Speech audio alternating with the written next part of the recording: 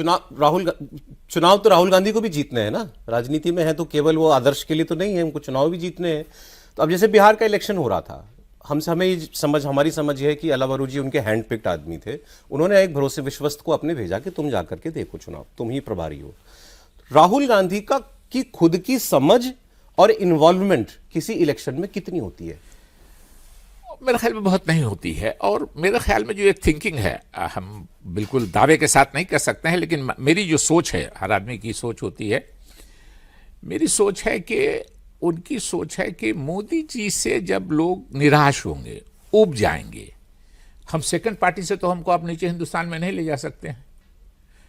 National party तो दो ही है इस मुल्क में ना, बीजेपी और कांग्रेस। अभी मोदी जी का जलवा है, तो ये सोचते हैं मेरे ख्याल में कि मोदी जी से जब निराश होंगे लोग तो ऑटोमेटिकली मेरे पास आएंगे, मुझे कुछ करने की जरूरत नहीं है। मुझको यही लगता है। अभी जो जो जो जो एफर्ट हम देख रहे हैं वो वही लगता है। सहमत है आप इस बात से? हाँ बिल्कुल, ये धारणा बनी है, जो मेरी समझ है 2004 के चुनाव से। ये प्रणब मुखर्जी की कही हुई बात बता रहे हैं।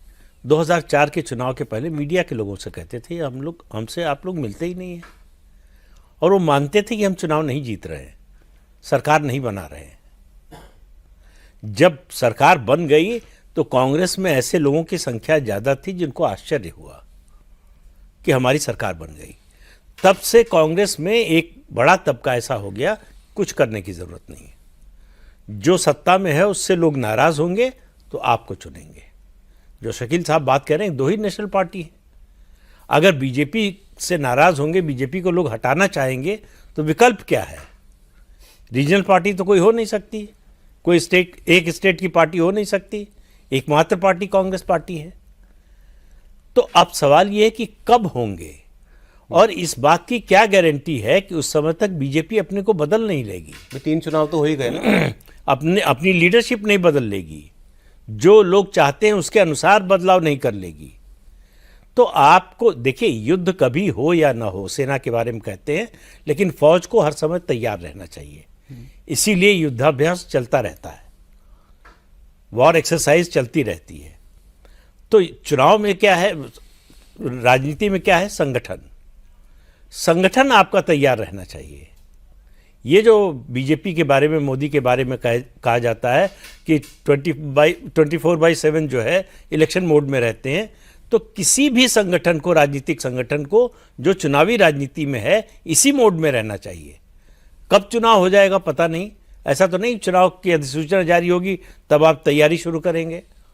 दूसरी बात है कि राजनीति में हैं आप, सार्वजनिक जीवन में हैं, सबसे इंपॉर्टेंट चीज़ है कम्युनिकेशन। कम्युनिकेशन अगर आपका अच्छा नहीं है, आप अपनी बात लोगों तक पहुंचा नहीं पा रहे हैं, समझा नहीं पा रहे हैं, तो आपकी नीयत चाहे जितनी अच्छी हो, उसका नतीजा नहीं मिलेगा।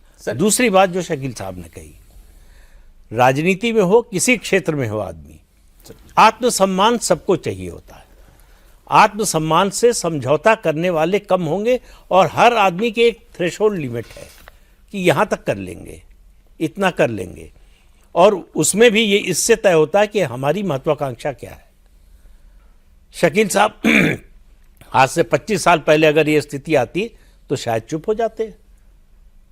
आज उनकी कोई महत्वाकांक्षा नहीं है, परिवार की महत्वाकांक्षा नहीं है, तो वो खुलकर बोल सकते हैं, तो वो बोल रहे हैं।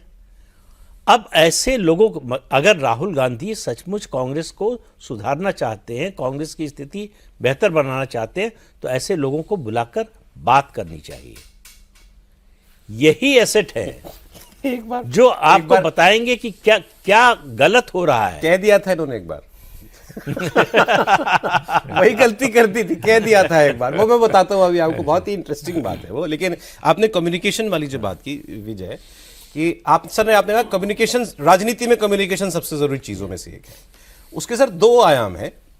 एक, कम्युनिकेट करने के लिए मेरे पास कोई मुद्दा होना चाहिए, भाई मैं बात कर रहा हूं तो मेरे पास कोई इशू तो हो। दूसरा, मेरे हिसाब से वो बाद में आता है, पहला मोड ऑफ कम्युनिकेशन। हाँ, पहले मतलब आप में वो स्किल है कि नहीं, हाँ, वो कि लोग सुनने आए आपकी बात, वो बात कर लेते हैं। वो हो गया आपकी स्किल ऑफ कम्युनिकेशन, लैंग्वेज पे कमांड, एक आपको जो विचार आपके दिमाग में है उसको आप बहुत स्मूथली उसको कन्वे कर रहे हैं, नहीं कर रहे हैं। अमित शाह जी और मोदी जी की मातृभाषा हिंदी नहीं है, उसके बावजूद वो हिंदी में कमाल है दोनों। अमित शाह जी की बात में तो खास तौर पर गुजराती टच भाषा में हाँ, खूब दिखता रहता है, है। तो भी इतने इफेक्टिव स्पीकर हैं वो। कल ही आपने देखा ही पार्लियामेंट में।